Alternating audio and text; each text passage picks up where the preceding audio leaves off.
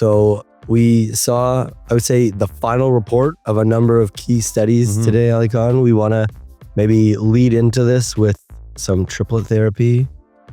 Yeah, I mean, this has been what we hope was the next wave in kidney cancer, was trying to take the age-old discussion between should we do doublet IO or doublet IO TKI, let's just do better and put them all together.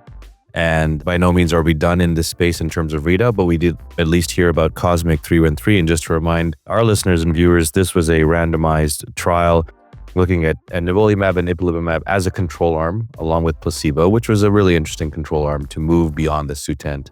And then against nivolumab and ipilimumab and cabozantinib at 40 milligrams. This was by definition an intermediate and poor risk trial. So I think that needs some context.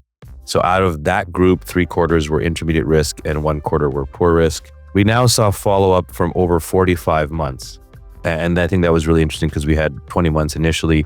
A couple of things off the hop. I mean, this was a group that about 65% had a prior or cytoreductive nephrectomy of some sort, which is one of the lowest when you go back to the initial nivo-ipi trials. But what we saw, some of the updated data, that response rates for the control arm of nivo-ipi was about 37%.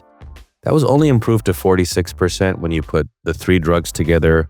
This resulted in a median PFS in the control arm of 11 months, which when you think back to how the intervention arm in 214 did of nivo-ipi, quite similar.